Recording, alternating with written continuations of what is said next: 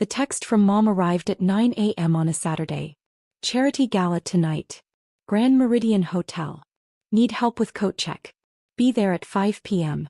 Don't be late. Not an invitation. A summons for labor. I stared at the message while sitting in my office at the California Education Excellence Foundation, the $2.1 billion organization I'd built from nothing over the past 8 years. My office had floor-to-ceiling windows overlooking downtown Los Angeles. My desk held 3 awards from the past month alone. And my mother wanted me to check coats. My assistant Jennifer knocked. Director Chin? The governor's office called. He wants to confirm your attendance at tonight's gala. I looked up. Which gala? The education fundraiser at the Grand Meridian. He's giving the keynote. Wants to personally thank you for the Foundation's partnership on the literacy initiative. Of course. Mom's charity gala was the same event where Governor Martinez was announcing our joint $500 million literacy program. The program I'd spent 6 months designing. The program that would provide books and tutoring to 200,000 underserved children across California. Tell the governor's office I'll be there, I said. Jennifer hesitated. Are you okay? You look troubled. Just family stuff. Anything I can help with? Not unless you want to check coats at a charity gala. She laughed, thinking I was joking. I wasn't. I was born Amy Chin, second daughter to Richard and Susan Chin. My older sister Michelle was everything they wanted. Obedient, conventional, married to a dentist at 24, producing grandchildren on schedule. I was everything they feared. Opinionated, ambitious, unmarried at 36, childless by choice. Mom introduced Michelle as my successful daughter. Me she introduced as my other daughter, or sometimes just Amy. The pattern started early. Michelle got piano lessons. I got told that one child in lessons was enough. Michelle got a car for her 16th birthday. I got a lecture about earning my own money. Michelle's college was fully funded. I got loans and 3 part-time jobs. You're so independent, Mom would say, like it was a character trait instead of abandonment. When I graduated from Stanford with a degree in public policy, Dad's response was, "That's nice. Michelle just had her second baby." When I got my master's in education administration from Harvard, Mom said, "How much debt do you have now?" Michelle's husband just bought her a new house. When I became the youngest director in California's Department of Education at 28, they asked if I got health insurance. When I left to start the California Education Excellence Foundation with a $50 million grant from a tech billionaire, Mom said, "Nonprofits don't make real money. When are you going to get a stable job?" The foundation grew. Year 1, $50 million budget. Year 2, $200 million. Year 3, $500 million. Last year, $2.1 billion in managed assets and programs. We funded 3,000 schools. Trained 15,000 teachers. Provided scholarships to 50,000 students. Built literacy programs in 200 districts. Our work had been featured in the New York Times, Wall Street Journal, and Education Weekly. Governor Martinez called me personally to consult on education policy. The U.S. Secretary of Education had me on speed dial. I'd been named one of Forbes' 30 under 30 in education, then 40 under 40 nonprofit leaders. My mother's response to all of this, "That's nice. Michelle's oldest just made honor roll." Mom's charity work was her identity. She sat on the board of the Women's Philanthropic Society of Greater Los Angeles, a group of wealthy women who threw galas, took photos, and donated just enough money to get their names on plaques. Her proudest achievement was being named Volunteer of the Year, 3 years running. Never mind that her volunteering consisted of planning parties and making phone calls. Never mind that the actual work, grant writing, program development, impact assessment, was done by paid staff she never acknowledged. Mom lived for the galas. The dresses. The photos in the society pages. The validation from other wealthy women. Michelle was her perfect accessory. Beautiful. Married. Appropriately humble about her dentist husband's success. I was the embarrassment. Unmarried. Too educated. Too accomplished in ways that made Mom uncomfortable. "You intimidate people," she told me once. "You should be more like Michelle. Men don't like women who are too successful." "I'm not trying to attract men who are intimidated by success," I'd replied. "That's why you're alone." I wasn't alone. I was selective. There's a difference. The text came with 3 follow-ups. Wear something appropriate. Nothing too flashy. We need someone reliable at coat check. You're good at that kind of work. Governor Martinez will be there. Don't embarrass the family. I almost didn't go. Almost sent a polite refusal and let Mom scramble. But Governor Martinez was counting on me being there. We'd planned the announcement together. The literacy initiative was my project. My design, my implementation strategy, my team's work. I arrived at the Grand Meridian at 4:45 p.m. Early because years of family training had taught me that being late gave them ammunition. The ballroom was spectacular. Crystal chandeliers. Tables set with gold-rimmed china. A stage with professional lighting and the state seal. Mom was near the entrance directing staff like a general commanding troops. She saw me and frowned. You're early. You said 5. I meant arrive at 5 to start working. Setup was at 4. She thrust a black apron at me. Coat check is through those doors. Jane will show you what to do. Mom, I need to talk to you about tonight. Not now. I'm busy. Just do your job and try not to draw attention to yourself. Very important people are coming. She walked away before I could respond. I stood there holding the apron. Looked at it. Looked at the ballroom where Governor Martinez would be announcing MY program in 3 hours. Then I did something I'd never done before. I walked to the coat check room. Put on the apron. And decided to watch this play out. Jane was a sweet older woman who actually worked for the hotel. You're Amy, she asked. Your mother said you'd help out. That's me. Have you done coat check before? First time. He showed me the system. Text. Hires. Organized rows. Simple work. Guests started arriving at 6. I checked coats, smiled politely and listened to conversations. Susan Chin outdid herself this year. Did you see the centerpieces? Gorgeous. I heard the governor is coming. Susan must have incredible connections. Michelle arrived at 6:30 with her husband Doug. She saw me behind the counter and did a double take. Amy? What are you doing here? Checking coats. Mom has you working the gala? Apparently I'm good at this kind of work. Doug handed me his coat. Looked uncomfortable. That's nice of you to help. Michelle leaned in. Are you okay? This is kind of embarrassing. For who? For you. Everyone can see you working like staff. I am staff tonight. Mom's orders. She looked like she wanted to say something else but settled for, well, try to stay out of sight. Important people are here. They walked away. More guests arrived. Society women in designer gowns. Their husbands in custom tuxedos. Everyone eager to be seen. I recognized several faces. A tech CEO whose company donated $10 million to my foundation. A state senator who'd co-sponsored education bills I'd drafted. A university president who sat on my advisory board. None of them recognized me. Not in a black apron behind a coat check counter. At 7:15 Mom appeared. How's it going? Fine. Good. Stay here during dinner. Someone needs to watch the coats. I'll have staff bring you a plate. Mom. Amy, please. Don't make this difficult. Just do what I asked. She looked at me critically. And you might want to fix your hair. You look sloppy. My hair was in a professional bun. The same style I'd worn to meetings with the governor, the U.S. Secretary of Education, and the board of directors of my $2.1 billion foundation. But to my mother it was sloppy. She left. I stayed. At 7:30 I heard the MC welcome everyone to dinner. At 8 o'clock I heard the speeches begin. At 8:15 Jane came back. You should take a break. I can watch things. It's fine. I'm good. Sweetie, you don't have to do this. You're clearly not regular staff. I can tell. How? The way you stand. The way you talk. You're educated. Probably more educated than most people in that ballroom. She smiled gently. So why are you here checking coats? Because my mother asked me to. And you always do what your mother asks? Tonight I do. She patted my hand. Family is complicated. You have no idea. At 8:30 I heard Governor Martinez begin his speech. His voice carried through the ballroom doors, warm, authoritative, genuine. Thank you all for being here tonight. Education is the foundation of opportunity. And events like this show what our community can accomplish when we come together. Applause.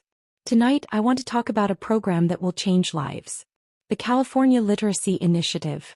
Starting this fall, we will provide books, tutoring, and resources to 200,000 underserved children across our state. More applause. This program represents a $500 million investment. Half from state funds, half from private partnership. And I need to acknowledge the person who made this possible. I straightened. Felt my heart rate increase. Director Amy Chin runs the California Education Excellence Foundation, the largest education nonprofit in our state. Her foundation manages $2.1 billion in programs and services. She designed this literacy initiative from the ground up. 6 months of research. Hundreds of hours of planning. And today it becomes reality. The applause was louder now. Amy, where are you? Stand up so everyone can see who's changing California education. I stood frozen in the coat check room. The ballroom went quiet. I could picture them looking around. Searching. Mom's voice panicked. She's not here. She couldn't make it. Governor Martinez. That's strange. Her office confirmed she was attending. Is she here, Susan? Pause. Then Mom voice tight. She's helping with coats. Silence. The kind that precedes earthquakes. Governor Martinez. I'm sorry, helping with what? Coat check. She volunteered to work coat check. I heard his footsteps. Coming toward the coat room. Jane looked at me with wide eyes. Honey, I think you need to go out there. In a minute. The doors opened. Governor Martinez stood there in his tuxedo looking confused. Then he saw me. His face went from confused to shocked to absolutely furious. Amy? What are you doing back here? Checking coats, Governor. In an apron? Behind a counter. He looked at Jane. Is this a joke? No joke, I said. My mother asked me to help with coats. So I'm helping with coats. He stared at me. Then at the apron. Then back at me. Take that off. Right now. Governor. Amy, you run a $2.1 billion foundation. You designed the program I just announced. You've been named one of the most influential education leaders in America. And you're checking coats. My mother thought. I don't care what your mother thought. Take off that apron and come with me. I untied the apron. Handed it to Jane, who looked like she was watching a movie. Governor Martinez offered his arm. Let's go introduce you properly. We walked into the ballroom together. The ballroom was packed. 400 people in formal wear, all turning to look at us. Governor Martinez led me to the stage. Didn't let go of my arm. Looked genuinely angry. Ladies and gentlemen, I need to address something. When I asked Director Chin to stand, I was told she was helping with coat check. He paused for effect. Let me be very clear. Amy Chin is not staff. She is not a volunteer. She is the director of the California Education Excellence Foundation. She manages more money than most corporations. She impacts more lives than most elected officials.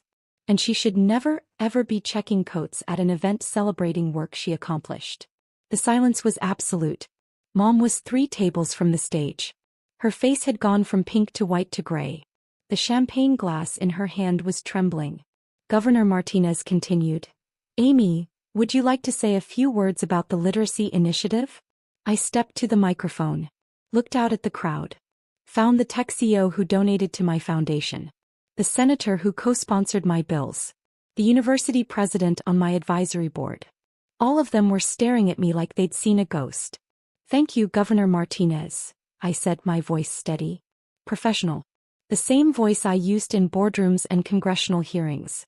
The California Literacy Initiative represents 2 years of research and 6 months of intensive planning. My team at the Education Excellence Foundation studied literacy rates in 500 districts. We identified the barriers to reading success. We designed an intervention that provides not just books, but trained tutors, parent engagement programs, and ongoing assessment. I clicked through slides on the screen behind me. Data. Charts. Impact projections. In year 1, we expect to serve 50,000 children. By year 3, 200,000. Our goal is simple. Every child in California reading at grade level by 3rd grade. Because literacy is the gateway to every other opportunity. I spoke for 10 minutes. Detailed the program structure. Answered questions from the audience. The tech CEO raised his hand. Director Chen, I've been funding your work for 3 years. I had no idea you were here tonight. Why didn't you say something? I was checking coats, I said simply. Uncomfortable laughter rippled through the room. The university president stood. Amy, I've served on your advisory board for 2 years. You've been featured in every major education publication. How did we not know you were Susan Chen's daughter? My mother and I don't often discuss my work. Mom made a small sound. Almost a whimper. Governor Martinez took the microphone back. I think we've learned something important tonight. Success doesn't always look the way we expect. And we should never make assumptions about who people are based on where we find them. He looked directly at my mother. Susan, perhaps we should talk after the gala. It wasn't a suggestion. Mom's champagne glass slipped from her fingers. Hit the table. Shattered. Glass and champagne everywhere. Everyone turned to look. Michelle jumped up to help. Mom just sat there staring at me on stage. After the speech, I was surrounded. The tech CEO wanted to discuss expanding our partnership. The senator asked about education bills pending in the legislature. A dozen foundation directors wanted meetings. I smiled. Networked. Pretended this was a normal Friday night instead of the complete destruction of my mother's carefully constructed image. Michelle appeared at my elbow. Amy, can we talk? I'm kind of busy. Please. Just 5 minutes. We stepped into a quiet hallway. Michelle looked shaken. I had no idea. About your foundation. About the governor. About any of it. I've told you. Multiple times. You never asked for details. You said you worked in education. I thought you meant like a teacher. Or an administrator. I run the largest education nonprofit in California. I've mentioned it at every family dinner for 8 years. But you never said it was worth billions. You never said you knew the governor. You made it sound small. I didn't make it sound like anything. I told you what I do. You assumed it wasn't important because Mom told you it wasn't important. Michelle's eyes filled with tears. She had you checking coats. At your own gala. For your own program. She didn't know it was my program. She doesn't pay attention to my work. How could she not know? How could we not know? I looked at my sister, really looked at her. Saw someone who'd never had to fight for recognition. Who'd been celebrated for the simple act of existing in the way our parents approved. Because you never asked, I said quietly. None of you ever asked what I actually do. You just assumed that because I'm not married, don't have kids and work in nonprofit, I must be unsuccessful. That's not fair. Isn't it? When was the last time you asked about my work? She opened her mouth. Closed it. Couldn't answer. That's what I thought. I want to know now. Why? Because the governor validated me? Because important people recognized me? Would you care if I was still in that coat room? That's not. Michelle, I love you. But you've spent our entire lives being the daughter they wanted while I was the daughter they tolerated. Tonight doesn't change that. It just made it visible. I walked away before she could respond. Mom found me near the bar. Her makeup was smudged. Her hands shaking. We need to talk. Do we? Amy, please. Not here. You made me check coats here. In front of 400 people. I think here is exactly the right place. Her voice dropped to a desperate whisper. I didn't know. About your foundation. About the governor. You never told me. I told you 8 years ago when I started the foundation. I told you every year when our annual report came out. I told you when Forbes named me to their 30 under 30 foot list.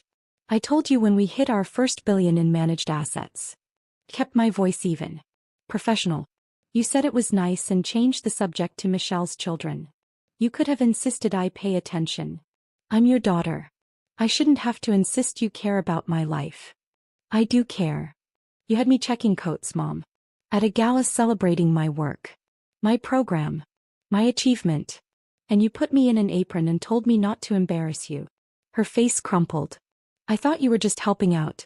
I didn't know. You didn't know because you never asked. In 8 years you've never once asked for details about my work. Never visited my office. Never attended a foundation event. Never read an article about what we do. You're so private about everything. I'm private because every time I tried to share, you compared me to Michelle and found me wanting. So I stopped sharing. Dad appeared. He'd been watching from across the room. Amy, your mother made a mistake. Don't embarrass her further. Embarrass her? Dad, she had me checking coats while the governor was praising my work. She introduced me to people as my other daughter, while I run a $2.1 billion organization. She told me not to draw attention to myself at an event honoring my accomplishments. You could have spoken up. I did speak up. For 8 years. And you ignored me. Both of you. I took a breath. Steadied myself. But tonight 400 people learned exactly who I am. Not who you wanted me to be. Who I actually am. Mom was crying now. Full heaving sobs. People were watching. Whispering.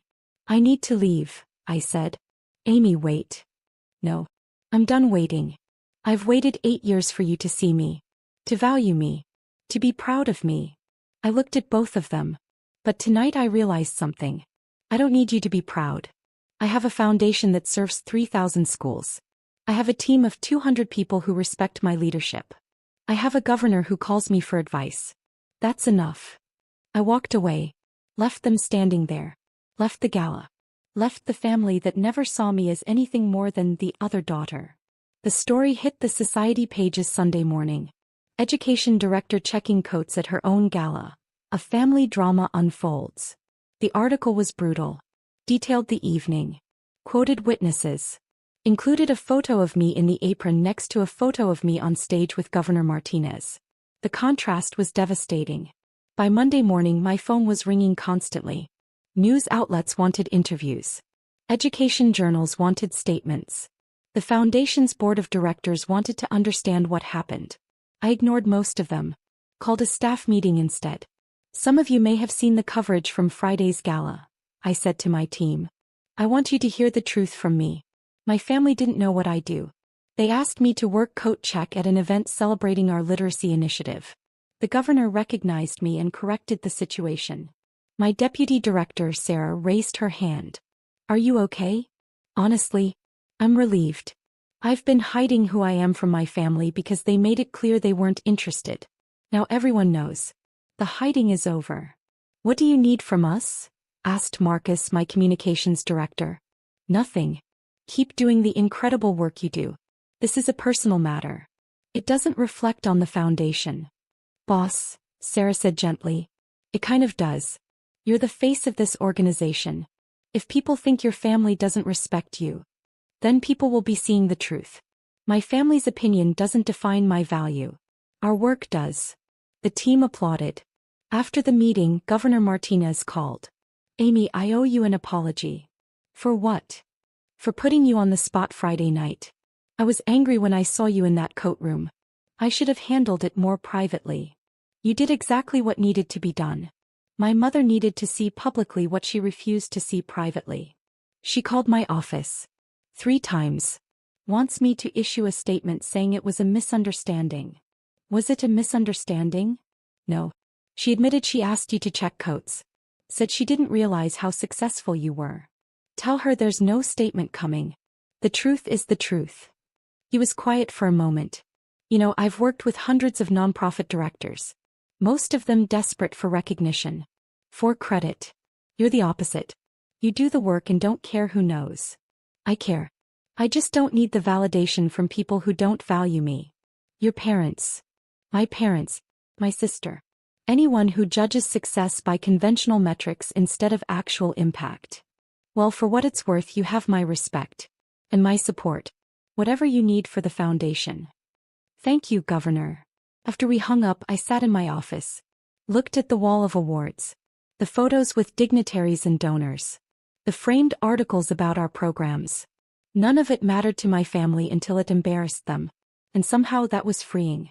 Michelle showed up at my office Tuesday afternoon. Security called. Director Chin, you have a visitor. Michelle Chin. Says she's your sister. Send her up. Michelle looked nervous. Out of place in her suburban mom outfit among my staff in business attire. This is impressive, she said, looking around. Your office. Your staff. Everything. Thank you. Can we talk? We went into my private office. I didn't offer her a seat. Didn't offer coffee. Just waited. I've been reading about your work, she said. All weekend. The articles. The awards. The programs you've built. Okay. Amy, why didn't you tell us? Really tell us? I did tell you. You didn't listen. But you could have made us listen. Could have shown us articles. Brought us to events. Michelle, I sent you our annual reports. Every year. Did you read them? Silence. I invited you to our 5-year anniversary gala. You said you had a PTA meeting. I don't remember that. I do. Because it was the last time I invited you to anything. She sat down without invitation. Mom is devastated. Good. Amy. Michelle, Mom had me checking coats at my own gala. While the governor was praising work I'd done. She told me not to embarrass her in front of important people who were there because of me. What response do you expect? She didn't know. Because she didn't ask. For 8 years. Neither did you. Neither did Dad. I took a breath. I'm not angry. I'm just done. Done with what? Done trying to be someone you value. Done shrinking myself to make you comfortable. Done pretending that your approval matters. Michelle's eyes filled with tears. We're family. No. We're related. Family shows up. Family pays attention. Family celebrates your success instead of ignoring it until it embarrasses them. I want to fix this. Why? Because you're embarrassed? Because your friends saw the article? Or because you actually care? She didn't answer. Couldn't answer. That's what I thought, I said quietly. Michelle, I love you. But I don't need you. I have a team of 200 people who respect my work. I have partners who value my expertise. I have impact that matters. That's enough. What about Mom and Dad? What about them? They want to apologize. Too late. Amy. Michelle, go home. Take care of your kids. Live your life. But don't come here expecting me to absolve you or them. I'm not angry. I'm just indifferent. And that's worse. She left crying. I went back to work. Dad sent an email Wednesday. Subject, we need to talk. I deleted it. Mom sent flowers Thursday. Lilies and roses. The card read, I'm so sorry. Please call. I sent them to a children's hospital with a note. From the California Education Excellence Foundation.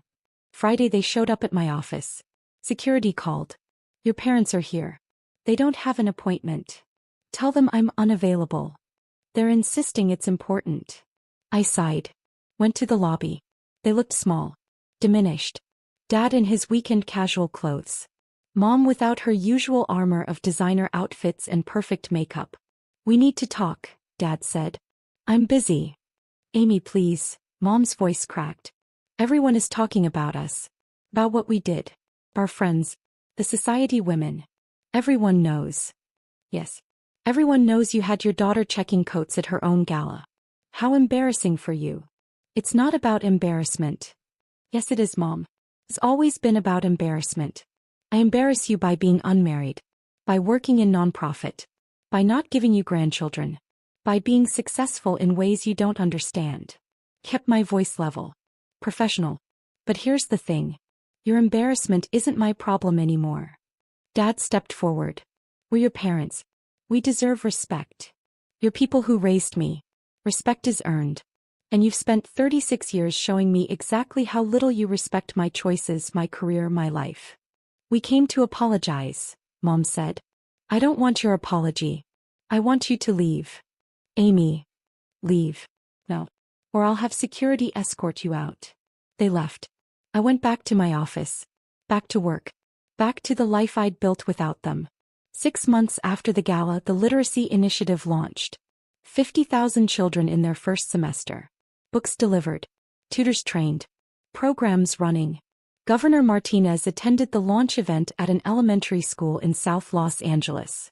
This program represents the best of public-private partnership, he said to the assembled media. Director Chin and her foundation turned a $500 million investment into real impact. Real change.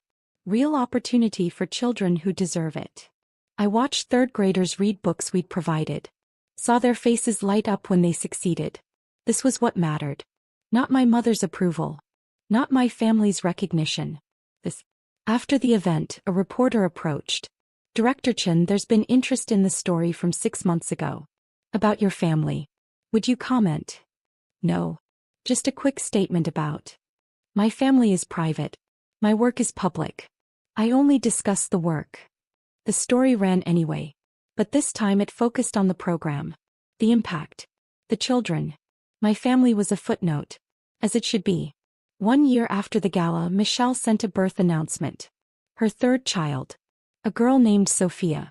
The card included a note. We'd love for you to be part of her life. She should know her aunt. I sent a gift. A college savings bond worth $10,000. Didn't attend the baby shower. Didn't visit the hospital. Didn't respond to the invitation to talk things through. Mom sent a Christmas card. Photo of Michelle's family on the front. No mention of me inside. I sent it back with a note. You have one daughter. Make sure she knows she's appreciated. Dad called on my birthday. I let it go to voicemail. His message, Amy, it's Dad. Happy birthday. We miss you. Your mother wants to talk. Call us back. I deleted it. 2 years after the gala, the foundation hit $3 billion in managed programs. Forbes named me one of the most powerful women in nonprofit leadership. The article detailed my work, my impact, my vision for education reform. It mentioned my family once. Chin prefers to keep her personal life private, focusing instead on the work that has transformed California's education landscape. Perfect. 3 years after the gala that changed everything, I testified before Congress on education funding. My testimony was carried on C-SPAN. The New York Times quoted my recommendations. The Secretary of Education called afterward to discuss implementation. I was having dinner with my team when my phone buzzed. A text from an unknown number. This is Michelle. I saw you on C-SPAN. I'm proud of you. I stared at it for a long moment. Sarah noticed. Everything okay? Just family stuff. The family that didn't recognize you? The same. What do you want to do? I deleted the text. Put my phone away. Nothing. I want to do nothing. Because they don't get to be proud now. They didn't earn that right. That's cold. That's honest. Marcus raised his glass. To Director Chin, who built an empire without family support, which makes it even more impressive. To Amy, the team echoed. We toasted, laughed, celebrated another successful quarter, another program launch, another year of impact. Later Sarah pulled me aside. Do you ever regret it? Cutting them off? No. Because I learned something important. You can't force people to see you. You can't make them value you. You can only build a life where their opinion doesn't matter. And you did. I did.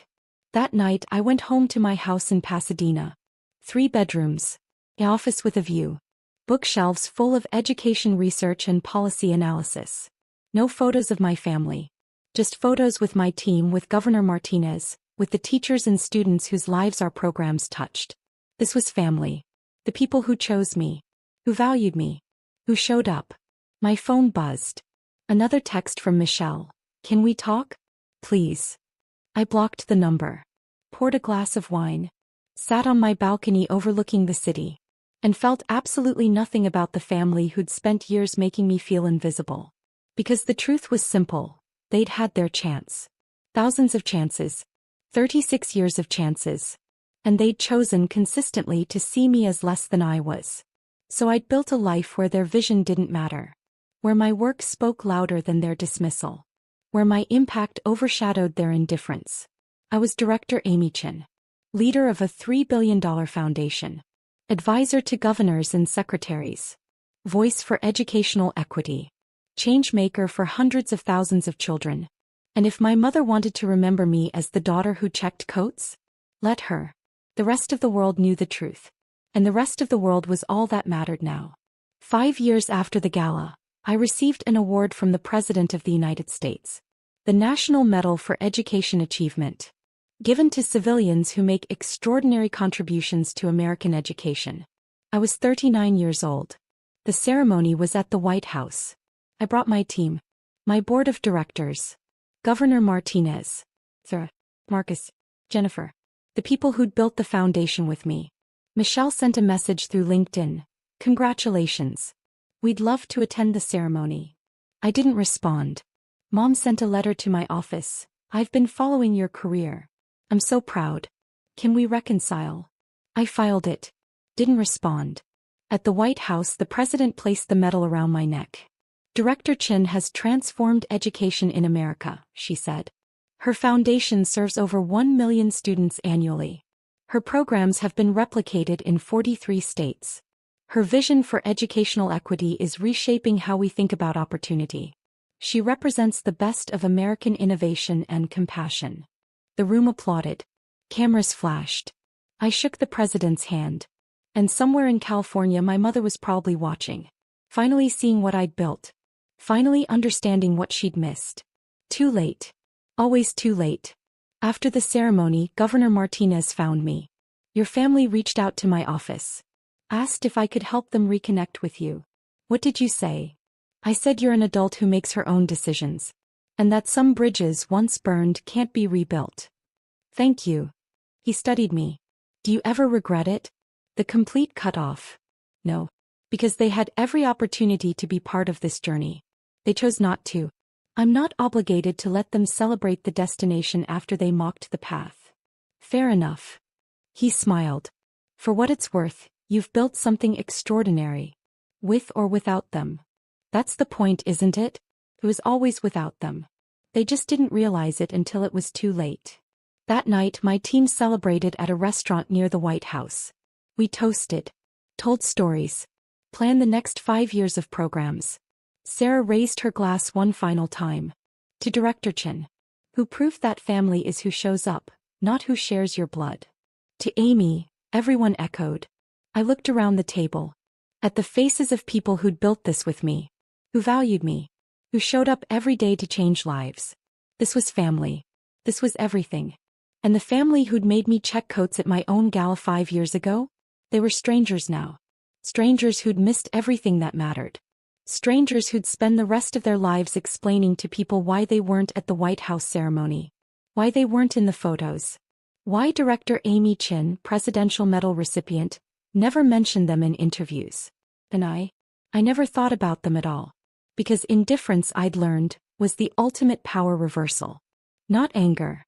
Not revenge. Not even forgiveness. Just the complete and total absence of caring about their opinion.